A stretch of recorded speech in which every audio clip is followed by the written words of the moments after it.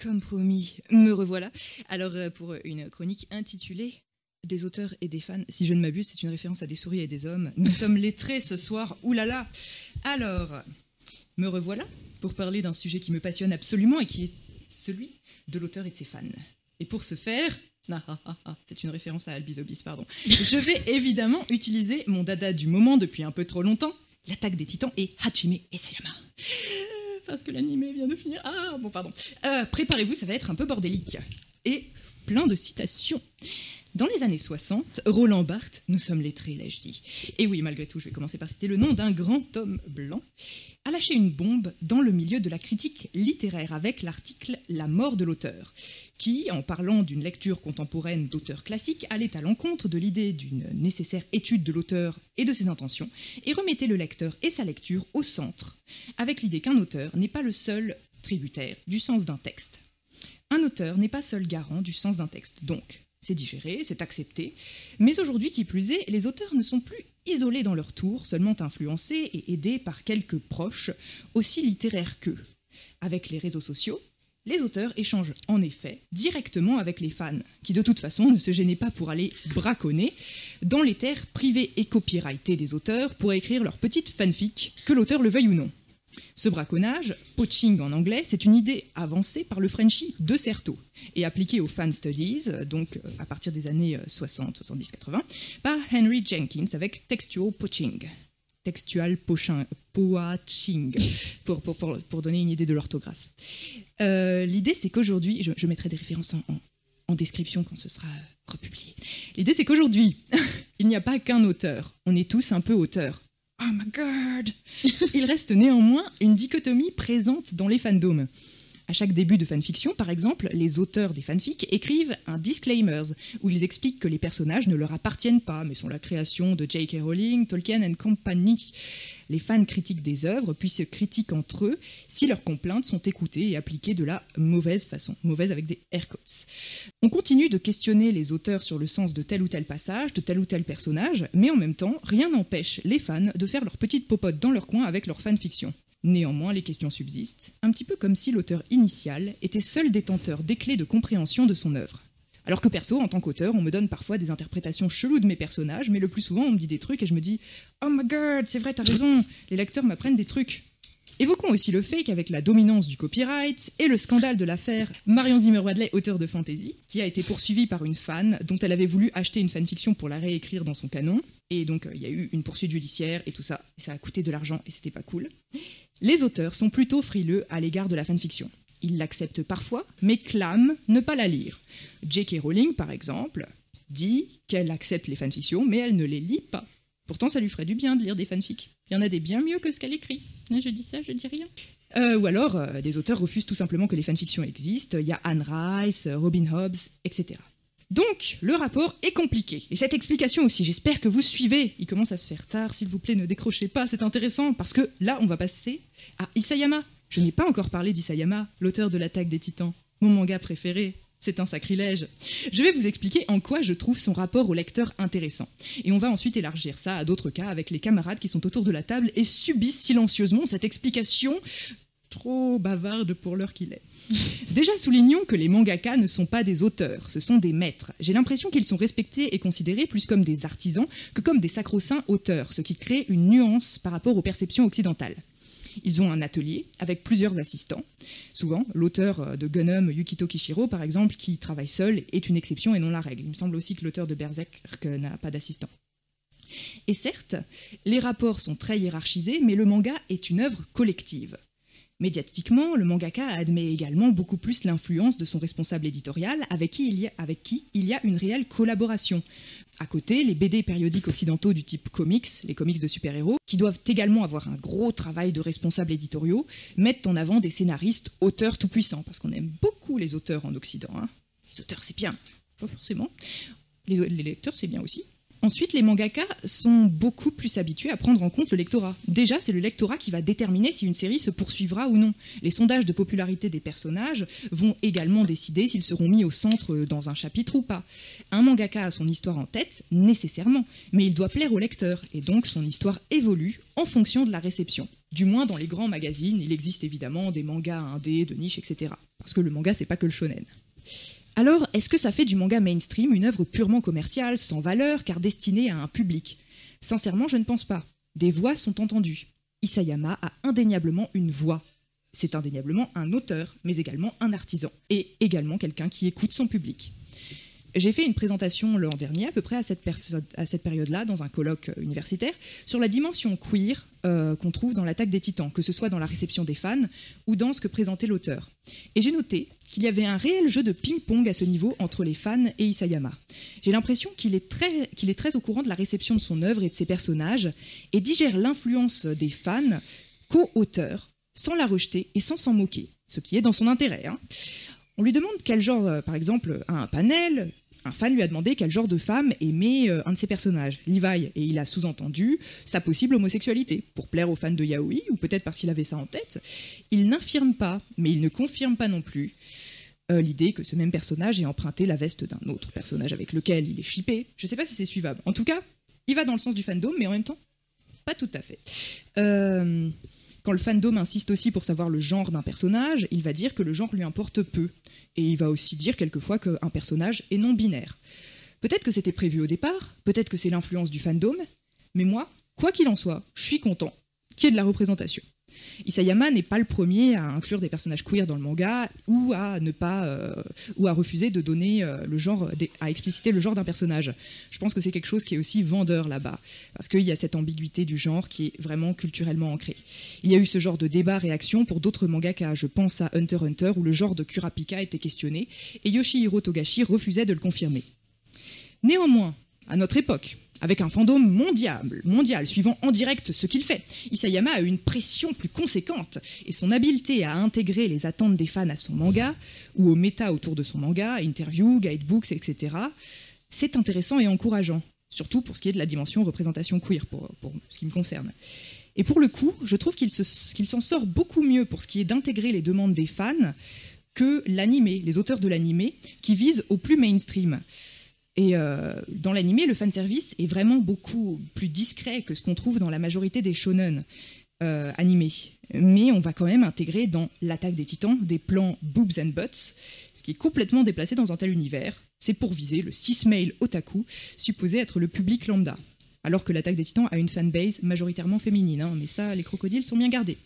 C'est les garçons qui vont regarder ça, on veut que ce soit les garçons qui regardent ça, c'est un shonen, gna gna gna. J'ai l'impression que c'est ce que les auteurs de l'animé essaient de nous dire à chaque fois qu'il y a un plan boobs and butts. Il n'y en a pas tant que ça, heureusement. Isayama a reconnu en interview lire les réactions des fans sur son travail, et ça se sent. Il sait, et je ne pense pas que ce soit un mal, parce que le larron est en réflexion constante.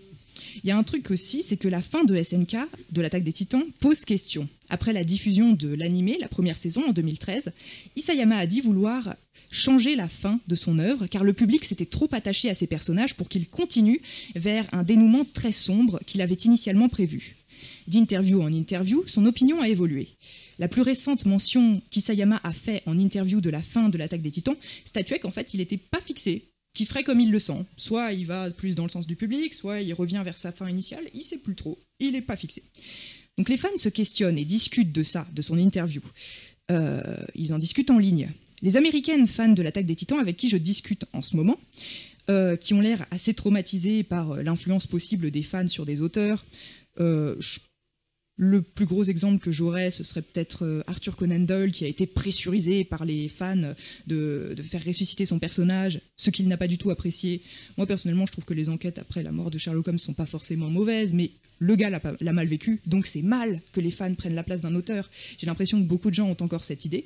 Et donc les américaines avec qui je discute sont assez virulentes. Elles veulent qu'Isayama, l'auteur, garde le dernier mot sur tout, et garde la fin initialement prévue, même si elle n'aurait plus aucun sens par rapport à l'œuvre que c'est devenu, au contact et à l'influence du lectorat. Moi, je pense qu'une fin peut changer pour le mieux avec l'influence des fans, et qu'il vaut mieux réfléchir au cas par cas. Prendre conscience de son public et de la réception de son œuvre, ce n'est pas intrinsèquement mal. Il s'agit d'un équilibre délicat entre l'écoute, la digestion de la réception soi-même en tant qu'auteur, des idées multiples que proposent les fans et qui peuvent enrichir son œuvre, et la conservation de sa propre voix, sans se laisser submerger justement par cette multitude. Le fandom peut aider, et j'en suis certain, un auteur a tout intérêt à écouter, ce qui ne signifie pas non plus qu'il doit obéir. Donc voilà, alors on va élargir avec les camarades autour de la table. Oui. On a dit C'est moi. Cordélia C'est moi. et Lucie. Oui. Lucie, la dessineuse, parce qu'on a une autre Lucie. Oui, c'est vrai. On précise. Ah oui, c'est vrai. Alors, peut-être, on va commencer par, je sais pas, des idées autour du rapport auteur-lecteur, auteur-fan. Il y a un truc qui m'a fait tilter pendant ta chronique. C'était les auteurs qui parlent de choses qui sont pas dans leur œuvre. Enfin, tu sais, je pense à J.K. Rowling qui parle de la queerness des personnages ou des métaphores. On en parle. D'ailleurs, dans le chat, ils en ont parlé. Hein. Le chat va s'enflammer, attention. Et c'est vrai que je sais pas, j'ai pas vraiment upgradé mon point de vue depuis les études de lettres, mais j'étais en mode à l'époque je me disais ouais ok c'est pas dans ton œuvre donc c'est pas dans ton œuvre quoi, essaye pas. Du coup je me demande si ça s'applique aussi à ces situations d'interview entre les créateurs et les fans ou pas en fait. Voilà. Je pense que ça dépend vraiment du contexte où l'interview est faite, parce qu'en l'occurrence Isayama il commente en direct avec des choses qui sont publiées simultanément, alors que J.K. Rowling elle est revenue sur un truc genre bien après quoi. Ça fait quand même 10 piges quoi. Ouais. Et elle est encore à ajouter des trucs en mode en fait, moi j'attends en fait il était trans depuis le début mais vous ne le saviez pas. Il y a carrément un générateur là-dessus. Puisque je n'ai pas dit qu'il était blanc. C'était pas une radio, je ferais le geste d'enlever mon masque en latex pour mon vrai visage. Ouais, c'est vrai que c'est pas la même situation du coup. Et c'est aussi une situation de parution sérielle, donc du coup il peut y avoir un échange qui se fait. Il aurait pu avoir aussi avec J.K. Rowling, enfin ajouter des précisions lors de la parution par exemple d'Harry Potter. Enfin c'était tous les ans, tous les 2 ans, etc. C'est pas pareil que 25 ans après continuer encore et toujours. Bon, après, pour être juste, il y a aussi des journalistes qui vont aller chercher vont chercher des trucs, qui vont creuser dans des fins fonds de choses pour sortir des trucs et en fait. Oui, forcément. Mais bref. Comment ça, ils vont creuser ? C'est-à-dire qu'il y a des choses, par exemple, il me semble que la métaphore du sida et du lycanthropisme, enfin de la lycanthropie, c'est quelque chose qu'elle a dit il y a genre 1 milliard d'années et qui est ressorti à un moment sur les internets. On ne sait pas pourquoi en fait. Et tout le monde était là genre encore elle fait des siennes alors qu'en fait c'était un truc qu'elle avait dit voilà quoi il y a assez longtemps il me semble. Pour le coup ça me semble plus d'époque en plus la métaphore sida lycanthropique, parce qu'on avait Buffy en même temps et Buffy clairement fait aussi ce genre d'analogie avec les créatures et le sida c'est ce genre de situation. Buffy et le sexe c'est un sujet assez compliqué parce c'est compliqué mais il y avait quand même cette ça pêche.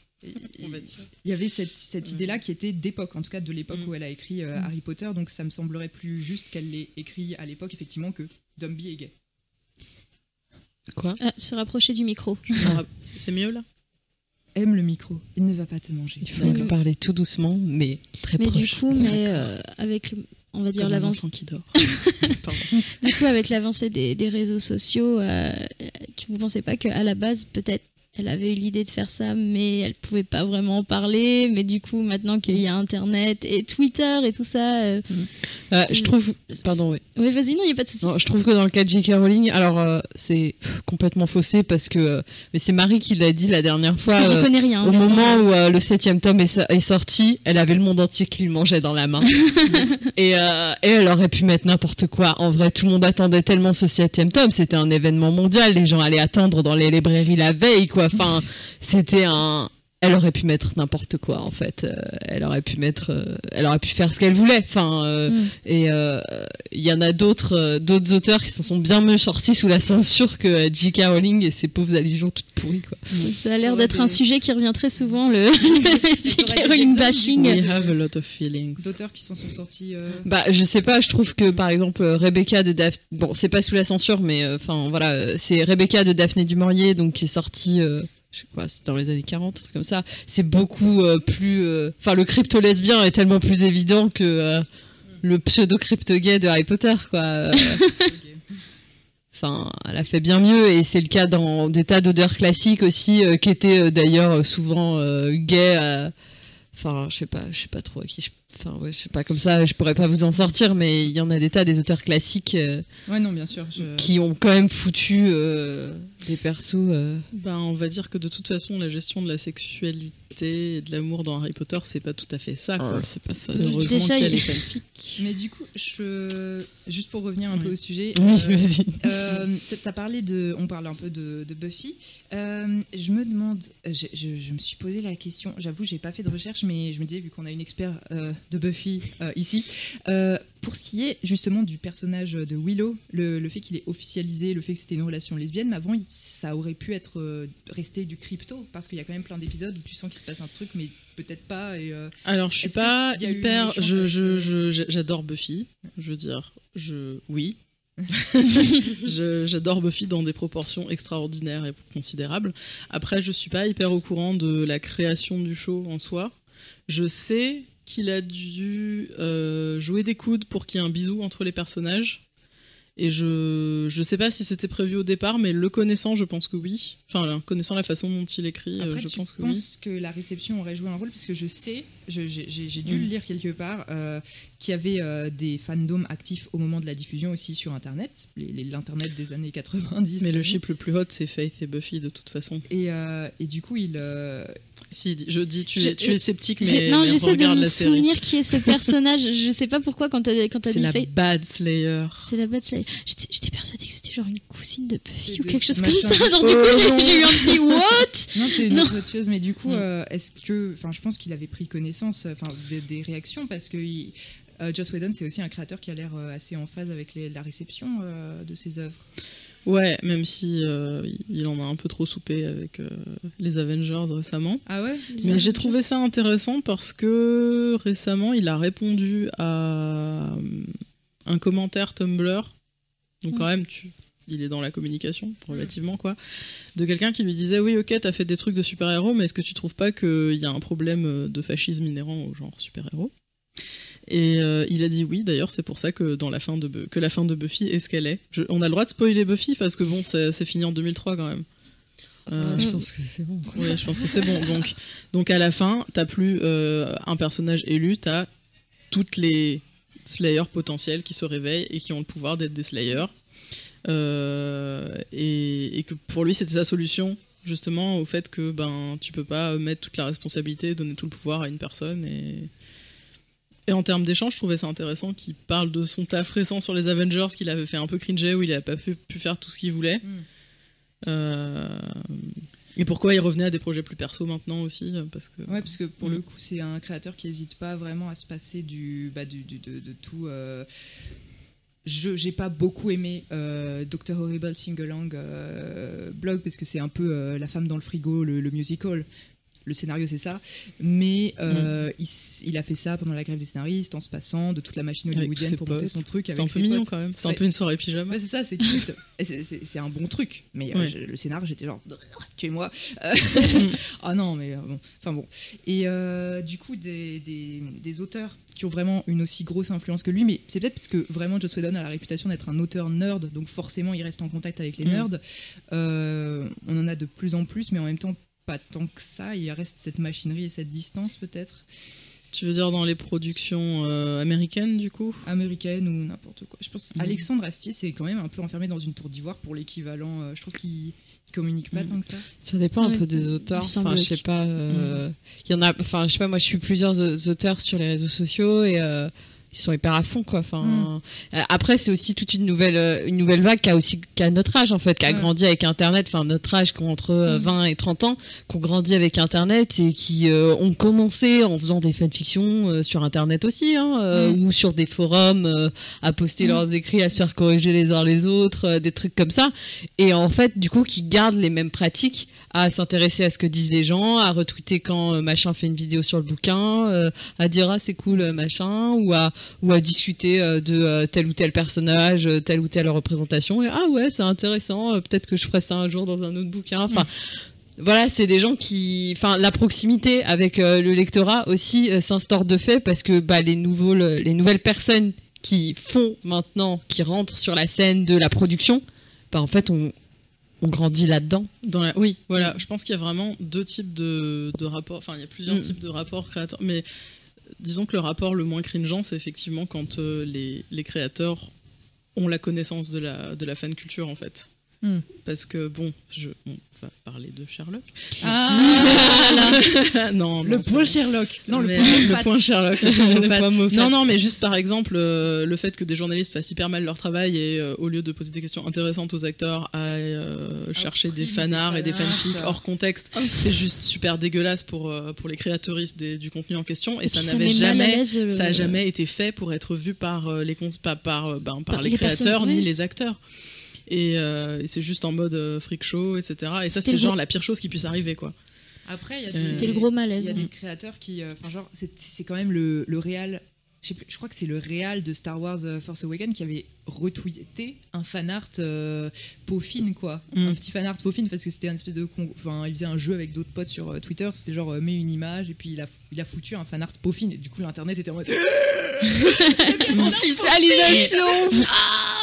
On sait toujours pas là, je croise les Didi, je croise les doigts de pied aussi. Mais il nous a teasé en tout cas, et s'il officialise pas, là c'est genre. Queerbaiting. Tu l'as mis sur Twitter, gars. Allez voir la table ronde. Sur le queerbaiting de la dernière tout à fait. Petite pub. Mais du coup, ça surprend toujours autant quand des auteurs prennent, enfin, par exemple, retweet ou tu peux raconter des petits trucs là-dessus. Ah oui. Petite anecdote de moi. Il y a pas longtemps, enfin, je suis très fan de Junko, une auteure japonaise qui fait des yaoi, dont une histoire shoujo qui s'appelle Kiss Him Not Me. Et j'aime énormément le couple principal, et j'ai voulu faire un petit cosplay et des petites photos avec l'eau, et du coup je l'ai posté sur Twitter, et j'ai hâte l'auteur qui m'a retweeté, enfin non, qui m'a répondu carrément en me disant oh that's cute et tout, mais elle était vraiment pas à l'aise avec l'anglais, donc elle a juste mis un petit bonhomme qui a des cœurs dans les yeux, et j'étais explosée, quoi. Je me disais, oh putain, mais c'est une auteure japonaise. On a parlé avec une japonaise via Twitter. Ah non mais j'ai déjà parlé de japonais quand même. Mais j'étais tellement contente. Et c'est vraiment. Elle a liké tes fanarts aussi. Oui, elle a liké mes fanarts aussi. Mais autant c'est bon, moi je suis un peu poussive, genre je serais carrément capable de genre me taper la discute avec des auteurs ou des gens que j'admire, n'est-ce pas? Mais bon, elle avait vraiment pas l'air d'être à l'aise avec l'anglais, mais sérieusement, j'aurais sauté dessus avec des questions. Ouais, pareil, moi j'ai une expérience un peu similaire, je fais des chroniques de bouquins sur YouTube, qu'il y ait des auteurs français, je les hâte, normal, ils voient les trucs, etc. Mais par exemple, j'avais chroniqué Fairyland de Alicia Abbott, qui est un roman qui se passe au moment des années SIDA aux États-Unis, à San Francisco, et en fait, tout d'un coup... tweet de l'auteur en mode oui, ma fille m'a traduit la vidéo française, tu vois, en anglais, en live et tout, ça me fait plaisir et tout. T'es là, oh my god. Oh purée, ceci est réellement arrivé. Et tu peux plus rien dire, tu te dis l'auteur il est là, il va pouvoir lire ce que j'ai fait, du coup je vais être gentil. Ouais. Il y a cette porosité qui est un peu stressante, je pense. Porosité, attention, mot universitaire. Oui, on a dit qu'on casait des choses. Hein. Oui, je suis fière de toi. C'est pas dans le bingo, non. On m'a lancé un défi tout à l'heure, mais je vais pas le dire tout de suite, du coup. Ananas. Oh non. Mais à côté, il y a cette peur, j'ai l'impression, des fans américaines, en tout cas elles en parlent tout le temps, parce que Tumblr, ils sont tous en mode drama, de l'auteur harcelé par ses fans, parce que ça arrive aussi que des auteurs soient obligés de couper la communication avec le fandom parce qu'il y a trop de messages, et il y a des messages idiots de haine, quoi. Et je trouve ça tellement affreux que souvent ce soit ce genre de cas qui soit médiatisé, parce qu'il y a tellement de moments où ça se passe bien que forcément on va médiatiser ça, et forcément ça va amener à une peur de l'influence. On médiatise que les cas extrêmes. Parce que je crois que c'est des scénaristes... ou des artistes sur Steven Universe qui ont dû bloquer des... Oui, alors ça c'est... Ouais. Qui ont dû bloquer les liens. Isayama aussi a dû se couper des réseaux sociaux pour cette raison-là, alors qu'il avait un Twitter où il postait des trucs adorables. Je suis un peu triste. mais il continue son blog. C'est vrai qu'il y a peut-être... mais ça c'est un truc qui s'observe avec les réseaux sociaux. Il y a une sensation de disponibilité et de dû en fait qui est très puissante. Et je suis tombée sur un thread Twitter très intéressant rapport aux créateurs qui sont dans les fandoms eux-mêmes, etc. D'une artiste, une cartooniste américaine qui parlait du rapport compliqué que tu pouvais avoir avec tes fans quand tu faisais un webcomic. Parce que toi, tu as ton scénar et tu le développes, mais les gens, ils ont l'histoire au fur et à mesure. Et du coup, ils réagissent au fur et à mesure, mais toi, t'as un truc à raconter et tu peux pas anticiper. Et il y avait cette espèce de call-out, genre, ah, tel personnage est super problématique, il a fait un truc pas bien, on n'est pas content et tout, et t'es là, genre, bah, attends de voir la suite. Et du coup, je trouvais ça intéressant comme, j'essaierai de le retrouver, le thread en question. C'est une dessinatrice qui s'appelle Megan Rose Gendris et qui fait du super porno lesbien. Mais voilà.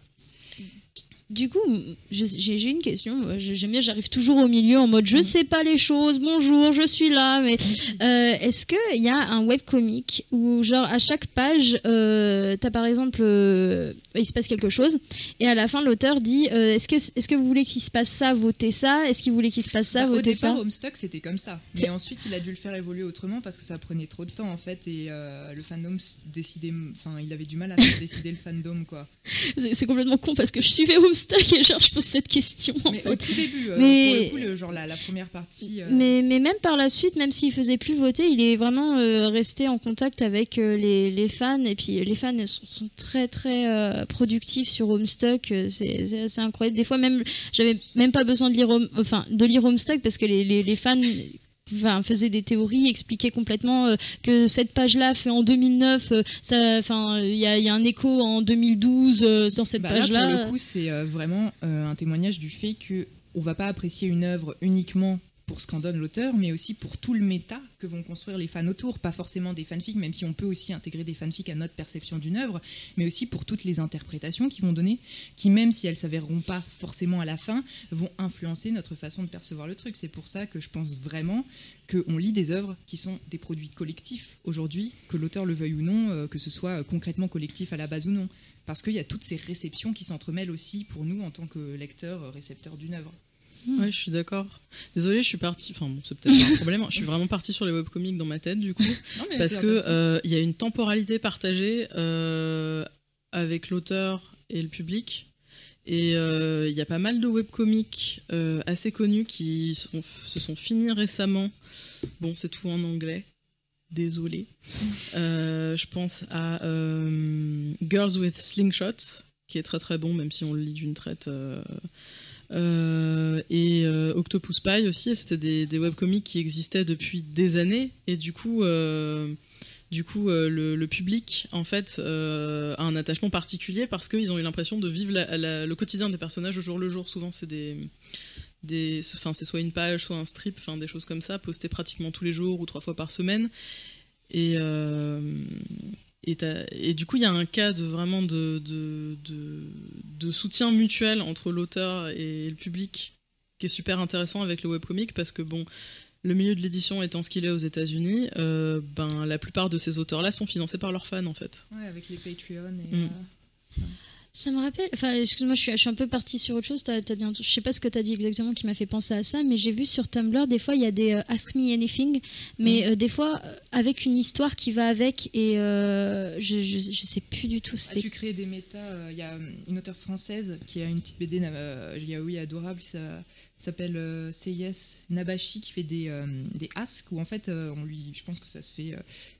Les gens posent des questions sur ces personnages, et donc elle va inventer tout un méta autour d'eux par rapport aux questions qu'on lui pose en direct sur Tumblr. C'est super intéressant. Qu'est-ce qu'il aime, il aime ça et tout. Je trouve ça c'est très cute en plus. Ça me fait penser à cette époque de la fanfiction où les autoristes faisaient des petits dialogues avec les personnages dans les chapitres. Moi, ça me cringe. Trop bien. Moi, j'ai fait ça, c'est trop bien. Moi, ça me cringeait un petit peu, en fait. Ça crée un méta. En fait, c'était souvent des j'ai fait ça, et le personnage fait ta gueule, et puis la personne fait oh zut, et moi j'ai fait ça, je fais mais non, vous insultez pas. J'étais travaillé, limite j'écrivais les trucs avant d'écrire le chapitre, quoi. Est-ce que par hasard tu as lu Les Portes de Halo Mora?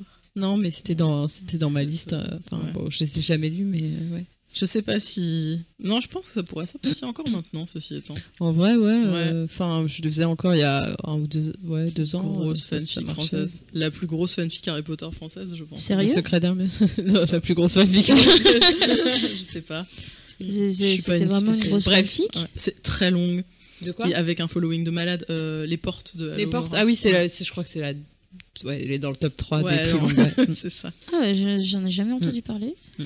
Putain, C'est parce que je suis vieille. Moi, je faisais des. Non, mais c'est parce que moi je débarque complètement. Mais hein. du Franchement, je suis ouais. là, mais. Du coup, enfin, parce qu'on est parti sur la fanfiction, etc. Parce qu'il y a Est-ce qu'on pas pourrait plus pas direct parler par justement rapport. de ces auteurs qui refusent la fanfiction, pourquoi ils font Anne Rice. enfin, en Ouais. quoi c'est Anne En quoi- Rice. pas pourquoi. J.R.R. Martin aussi. Anne Ah Rice, ouais pour le coup, je peux. Ouais. C'est parce qu'elle considère.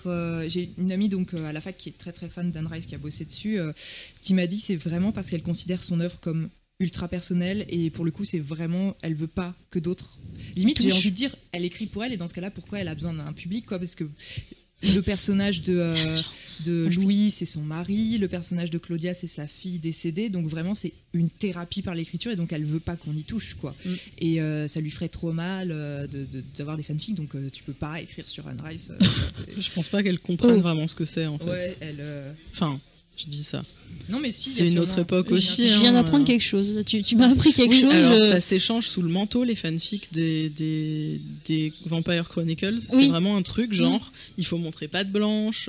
C'est genre à un moment elle avait engagé des gens pour traquer en permanence les personnes qui écrivaient des fanfics et leur intenter des procès. Non c'est vraiment très très chaud. Anne Rice c'est un truc de fou. Tu cherches sur Google il y a vraiment des bails. Oh là Genre là. vraiment. Je sens que je vais googler ça. c'est- Ouais, et J.R.R. Martin, t'as le droit d'écrire sur la série, mais t'as pas le droit d'écrire sur le livre, par exemple. Ah. Bon, tu peux toujours. C'est bon après voilà, du coup tout le monde s'en sort depuis qu'il y a la série quoi, mais avant la série vraiment ça fait partir des rares auteurs ou qui sont sur liste, enfin une espèce de liste noire sur fanfiction.net quoi, où t'as la liste de sauf truc machin. Et si il y a des. Pardon. Juste pour se finir sur la liste des auteurs, Marion Zimmer Bradley, je l'ai évoqué, Ouais. elle avait, à la base, elle utilisait les fanfictions des fans. Vraiment, c'était une auteure qui, quelquefois, elle lisait des fanfics intéressantes et elle allait les intégrer, et les réécrire, et généralement, elle demandait à l'auteur tout ça. Et puis, on a une qui lui a dit oui, je veux bien, mais je veux que tu utilises mon. Je crois que c'est parce qu'elle voulait qu'elle utilise vraiment son texte et pas qu'elle réécrive. Et je veux que tu me cites, quoi. Enfin, c'est mon taf, tout ça. Et Marion Zimmer Bradley a refusé, elle l'a quand même fait. Enfin, bref, il y a eu un procès. Il y a eu vraiment des soucis à ce niveau-là. Et je pense que le tort venait des deux côtés parce que. Enfin, le tort, je sais pas. Mais il y avait une. Et C'est- du coup, ça fait partie de la légende noire de la fanfic parce que. Il y a eu des sous et tout ça impliqués. Et Robin Hobbs, elle a écrit une lettre immonde qui dit que la fanfic c'est salir et que si jamais tu veux écrire, t'as qu'à utiliser tes propres personnages et au lieu de piquer les autres et de les salir. Et donc, Oh, ça c'est tellement nul. elle a tellement descendu dans mon estime quand elle a écrit ça. Moi j'étais trop fan des aventuriers de la mer et tout et j'étais là, meuf, Ouais, j'adore mais quand c'est même, mais super c'est vrai nul. que putain. tu me déçois. Ouais, en école d'art, j'ai vraiment défendu à bec et ongle les fanarts et les fanfictions, justement parce que les gens comprenaient pas, ils étaient là genre mais tu dois trouver ton originalité, tu dois t'exprimer, etc. Et j'étais là genre ça n'a aucun rapport en fait. Enfin, Mais ouais. déjà ça n'empêche rien, et ensuite il y a rien de plus altruiste et anticapitaliste que les fangirls et les fanworks, tu vois. Non, et puis en Euh, plus, c'est dans la façon de faire. Enfin, je veux dire, c'est pas parce que tu vas utiliser tel personnage sous copyright que tu vas pas y apposer ta vision. Enfin, je veux Oui, dire, complètement. et Puis c'est même des absolument nouvelles pas- aventures. C'est un peu, exercice de style, c'est une façon de rester avec les personnages. Enfin, c'est bon. On n'a personne à convaincre autour de cette table, Le je crois. copyright, ça pourrit tous les rapports. Et donc ouais, il y a aussi Terry Goodkin qui refuse la fanfiction. Mais lui, il écrit de la merde. donc c'est pas grave. Oh, bim. Après il y a tout de suite, Ouais, il pourrait se- Noyon est d'accord. il y a une liste sur Wikipédia, mais Il je est les connais pas anticommuniste, tous, le donc gars, je vais oh. pas je vais pas tous les citer, mais bon voilà, tu vois, si tu veux regarder. Mais regardez sur oui, tapez auteur refusant la fanfiction et vous allez trouver. À côté, t'as des auteurs qui ont découvert la fanfiction. C'est comment il s'appelle Orson Scott Card, mais de toute façon, il est problématique. Le mec lui. qui a fait merde, comment ça s'appelle La Compagnie Noire, je crois, un auteur français. Je connais pas. Il y avait eu un concours. Non, c'est pas ça. La compagnie Noire, c'est pas français. C'est pas français. Non, il y a eu un auteur de fantasy français. Il y a eu un concours qui a été organisé de fanfic en fait sur son œuvre, et il a découvert les fanfics et il a été complètement bluffé. Et ensuite, du coup, il a rencontré les auteurs des fanfics et tout ça. Et il a encouragé du coup les fans à en faire, quoi, parce qu'il était, pour le coup, à la base, c'était dans le cadre d'un concours, mais il était vraiment impressionné par ce qu'on pouvait faire de son univers. Et j'ai trouvé ça super cool comme réaction aussi. C'était pas toi qui m'avais dit que je sais pas, t'avais parlé de fanfiction à une prof, elle savait pas que ça existait et du coup elle s'y intéressait. C'est pas toi ? Non. Est-ce que c'est Georges ? Non, c'est pas moi. Je sais plus. Mais en tout cas, je sais plus si c'était. Enfin, c'était une amie à l'université qui avait fait, je sais pas exactement. Je vais dire un exposé, mais bon, on fait ça à l'école, je crois. Moi, je fais des exposés à la fac. Ah d'accord. J'en ai fait genre. Je débarque. Et du coup, elle parlait de je sais plus quel auteur et du fait qu'il y ait des fanfictions autour. Et la prof a fait, mais qu'est-ce que c'est qu'une fanfiction ? Ah bah, elle lui a expliqué et tout, en plein exposé. Et du coup, la prof, à la fin de la séance, lui a demandé plein d'informations. Où est-ce qu'on peut trouver ça et tout. Elle était bluffée. The Good Places. Sweet Summer Child. Alors que c'est super ancien, en fait, la fanfic. Bah oui, des années 60. En France, je pense que vraiment ça a émergé avec Internet pour le coup. Ouais, Il y en avait peut-être. pas vraiment. Enfin, si, il y en avait, parce qu'il y a toujours Alors, eu il y des avait les auteurs- mailing lists. Les- Avant, Mais en France, Les quoi en France, ça a commencé avec les mailing lists. En fait, ça pourrait Avec être. Internet. Oui, avec Internet, Ouais, du coup. donc, mais avant, il n'y en Mais, avait pas, alors qu'il y avait vraiment des fandoms dès les années 60. C'est une bonne 60. question. Dans les fanzines et tous les trucs comme ça. Américain. Et ben, Et à l'époque, le premier, juste pour finir, ils envoyaient aux auteurs en fait le premier fanzine Star Trek. Ils ont envoyé une copie à l'équipe de la série et le mec, il a reproduit le fanzine et il l'a envoyé à tous les scénaristes qui bossaient sur la série Star Trek parce qu'il a trouvé ça super cool. Du coup, à la base, les auteurs ils étaient en mode oh trop bien, vous faites des fanzines sur nous et tout. Et puis, Ah, mais moi, en tant qu'auteur, qu'il y ait des fanfics sur mes personnages, ce serait genre la consécration on m'a fait ultime, une quoi. fanfic sur Cinnamon, j'étais tellement en mode. Ah, mais trop bien. Ah ouais, non, mais c'est genre... ouais, pour avoir grandi là-dedans, pour avoir fait de la fanfic, etc., il y a l'étape fanart, et après, il y a l'étape fanfiction, je trouve. Les deux sont... Les deux sont pas mal, mais je trouve que il y a plus facilement C'est quelqu'un clair, qui va hein. faire un dessin que quelqu'un qui va Ouais, écrire. c'est vrai. D'ailleurs, ça me rappelle dans ton histoire la personne qui a inventé Okama. Ah putain, c'est vrai. Bah, Mais je suis. En fait, moi, je suis juste à côté, je vois tout ce que tu fais et j'étais en mode trop contente quand tu as genre intégré ce personnage. Ouais, parce qu'en fait, pour raconter les bails, alors j'ai mon Les bails, webcomic, les bails. Yaoi Files, et il y a Creepy Cat qui me suit, qui m'avait envoyé une Bisous, petite Creepy BD, Cat. une BD fanfic en fait par rapport un chapitre où elle faisait intervenir son OC, un original caractère, un personnage qu'elle avait créé avec un de mes personnages qui engueulait mon personnage parce qu'il s'était comporté comme une merde. Et du coup, je trouvais son OC assez sympa et je lui ai envoyé un mail, elle m'en a parlé et je me suis dit je vais le faire réintervenir. J'ai trouvé un moyen de lui faire jouer un rôle dans mon intrigue. Du coup, j'ai intégré son OC dans mon canon. Et je le cite toujours, c'est la propriété de Creepy Cat. Nice. Et je suis à côté, j'étais en mode yes quoi. Ça fait tellement plaisir. Une question qui sera répétée, mais le rapport entre le fait que les auteurs soient contre les fanfictions et la puissance du droit d'auteur.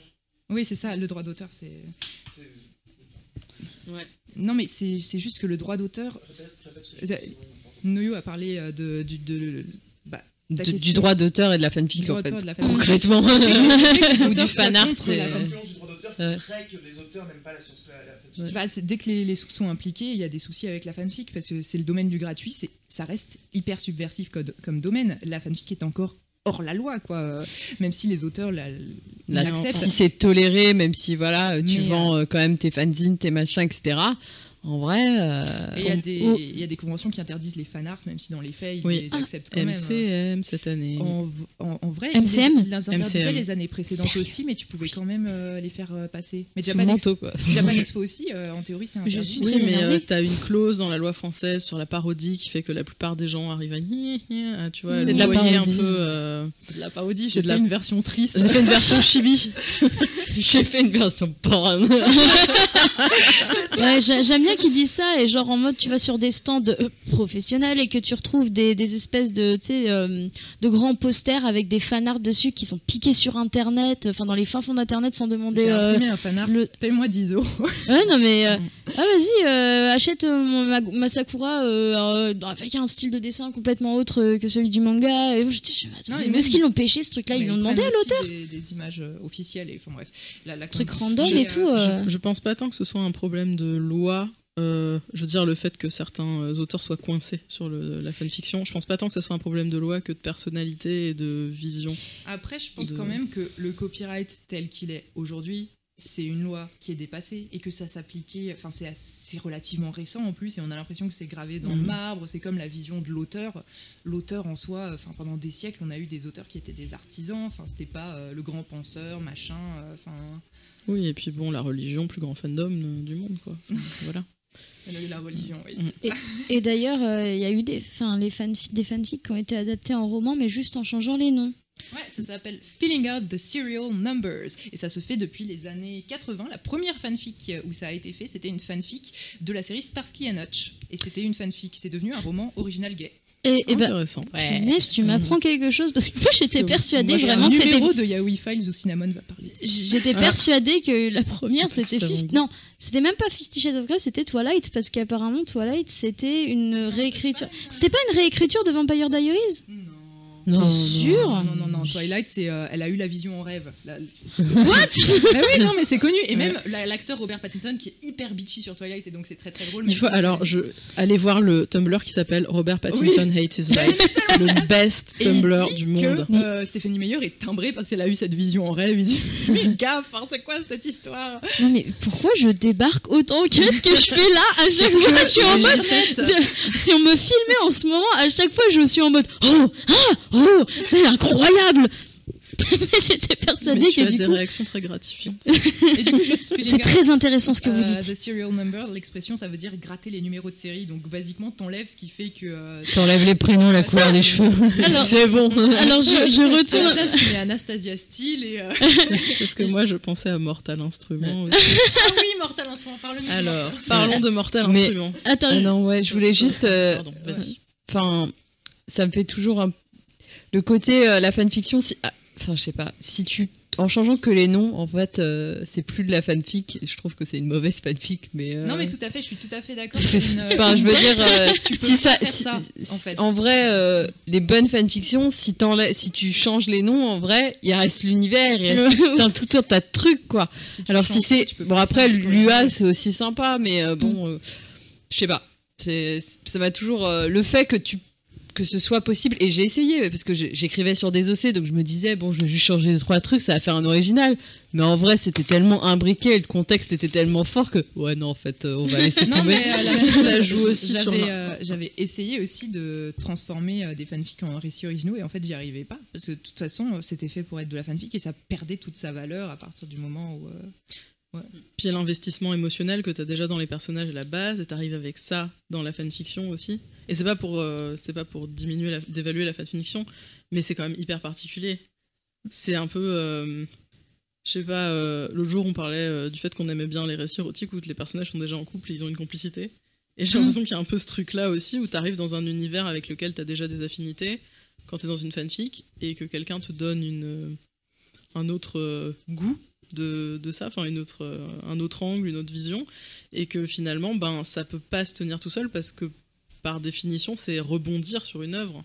Mais la fanfiction, c'est quand même énormément d'intertextualité. Enfin, je veux dire, il y a des drabbles où si tu connais pas les bails, tu vas rien piger parce qu'en 100 mots, ils vont t'impliquer une relation et tout ça et te dire un truc quelquefois qui est très profond et très intéressant sur un personnage. Et si tu t'as pas lu, si tu n'as pas connaissance de l'univers dont c'est issu, tu comprends juste rien. Pour lire de la fanfic, faut être un initié, quoi, de toute façon. Donc, filling out the serial numbers, ça peut donner sans doute des bons récits, mais je pense qu'à la base, c'était pas forcément les meilleurs des fanfics, quoi. En tant que, enfin, pour moi, En tant que accorde fanfiction, de l'importance au canon et à, disons, un respect de l'univers ou Du coup, Mortal Instrument. Mortal.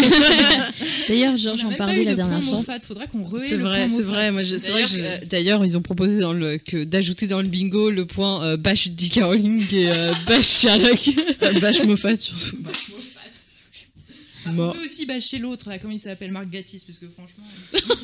L'autre là. C'est un peu un social traître, j'avoue. Mais bon. Rapport au fait qu'il soit gay et tout ça. Bref. Eh oui. Donc, Mortal Instruments, ce qui est super intéressant. C'est Cassandra Clare, c'est l'auteur. Cordelia, tu me corriges, petit. C'est parce que j'y connais peut-être moins de trucs que toi, je sais pas. Parce que c'était une auteure très focus sur Draco Malfoy. De Draco Leatherpants. Voilà, c'est elle qui a inventé le concept de Draco gothique en pantalon de cuir en fait. Alors, Sérieusement, je vais juste ajouter c'est quelque vraiment- Je sais chose. pas, non, parce que j'ai pas lu en anglais. Donc, Je vais juste ajouter un truc. Je pensais vraiment que le Draco Leatherpants, ça venait de My Immortal, la pire fanfiction ever de Harry Potter. C'est vrai aussi. Mais s'il Je était croyais en vraiment- mère, ça va pas. Mais je pense qu'elle a vraiment popularisé ce trope de Draco Parce qu'elle comme écrivait mieux, peut-être. comme une icône visual gay / punk / whatever. Gothique. Et bref, Non, et le truc c'est que donc elle a écrit bon moi j'ai pas lu les livres, hein, mais par contre j'ai vu le film en VF dans un avion une fois, et je vous recommande cette Ouais, expérience, si, mais je l'ai vu. en jeu à boire et en Ah VF, ouais surtout en VF. Dans l'avion, le jeu à Alors, boire. vas-y, Ouais, non, dis-moi parce que je Mais l'ai avec vu. l'altitude, c'est super. Bref. Tu bois à quel moment? C'est quoi ça, c'est... Les bails. tu bois à chaque fois que tu reconnais quel personnage vient d'Harry Potter en fait. Ah, bah maintenant je peux y jouer. Franchement, ouais, on peut limite faire un Twitch où on fait ça un Eh, jour. Vas-y, vas-y. Quoi? T'es bourré en 5 minutes. Oui. C'est pour rien. Faudra mettre des règles, faudra faire des petits verres, Des je sais shots. pas, de la limonade. Bref. En fait, je vais Euh, perdre parce que je connais pas très bien Harry Potter. Mais tu reconnais tout de suite, t'es genre, ok, donc elle c'est Ginny, lui c'est Draco, lui c'est Harry, et c'est super drôle en fait. Et aussi c'est pas très bon parce que, alors j'avais vu une analyse super intéressante de Lindsay Ellis, la nostalgia chic, sur Twilight versus Mortal Instruments. Bon, c'était que les films. du C'est coup. intéressant, ça. Mais c'était Twilight, ça a été fait pour les fans avec une certaine sincérité, tu vois, genre de leur donner vraiment ce qu'ils veulent. Alors que Mortal Instruments, ça a été fait genre avec l'idée de ce que les fans pourraient savoir, mais d'une façon un peu pourraient vouloir, mais d'une façon un peu condescendante, quoi. C'est comme ça que les animés Genre, font SNK. Les créateurs de l'animé Que SNK. les animés font des Ah, je suis fatiguée. J'ai enchaîné 2 chroniques. Allez, continue. Mais ouais, que du coup, en fait, Mortal Instruments, c'était pas bien parce que c'était ce que des vieux mecs blancs se disaient que les ados allaient vouloir, en fait. Alors que Twilight, c'était fait par des gens qui voulaient vraiment donner aux fans ce qu'ils voulaient, en fait. Enfin, Sauf il y avait une Robert certaine Pattinson. Du coup, mais condescendance ce- qui rendait le tout assez ridicule, en fait. Robert Pattinson. Le ne torse connaît de pas- Robert Pattinson, notamment. Robert Pattinson, il a fait ça en mode bon, puisque ça va me payer ma voiture, Ouais. mes voitures. Non, mais allez vraiment voir le Tumblr Robert Patts Hate His Life. C'est En juste... interview, c'est tellement un horrible troll pas professionnel. Oui, c'est ça. En fait, t'as que des gifs sets de lui en interview, de lui pendant les commentaires DVD de Twilight, et de il est Kirsten horrible. Stewart aussi parce qu'elle bâche à fond. Et il dit Elle en bâche mode, et- elle oh bâche là à là, fond. à ce moment-là, il y avait ma lentille qui grattait. Oh, j'étais complètement bourré. Non, putain. Mais il me semblait juste. Attends.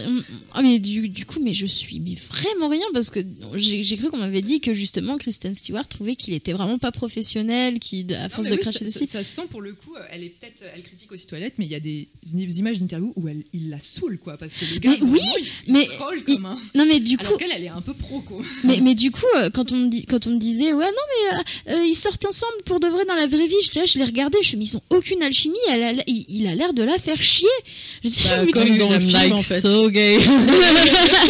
she's not straight. Mais par contre, en plus, lui, il a trop une alchimie avec celui qui fait Jacob, c'est trop cute. J'avoue ce moment où ils sont dans la tente et elle est au milieu, mais quand en fait tu pourrais. pourrais Désolé, les- il faut pas être misogyne dans ces chips. On est parti très loin, mais il y Et avait elle, pas on la un- ship avec mais- Alice, et le navet qui est avec elle, on s'en fout. Mais il y avait pas. Il y a- il y a ce moment- Il y a ce Mais il y moment avait- où elle dort et où il parle d'elle et. Enfin bref, pardon. Mais il y avait pas un trailer, enfin un. On dérive tellement. Ah oui, non, mais complètement. Il n'y avait pas un remaniement de trailer avec, enfin, de bande-annonce où justement ils impliquaient une romance gay entre Jacob et Edward. Faudrait que je la retrouve cette vidéo. Forcément, ça a été fait. Of course, dit. Bien sûr, C'est les Internet. vampires et les lycanthropes, ces ennemis millénaires, famille De qui toujours. se détestent, une romance impossible. Ça me rappelle quelque chose.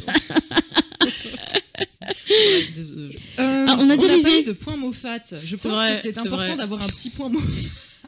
Moffat a un mépris profond pour ses fans et Je trouve ça- j'ai été extrêmement choquée dans la saison 3 ou 2, je sais plus. Au début de la saison où Sherlock est mort, et en fait il est pas mort. La fan, là.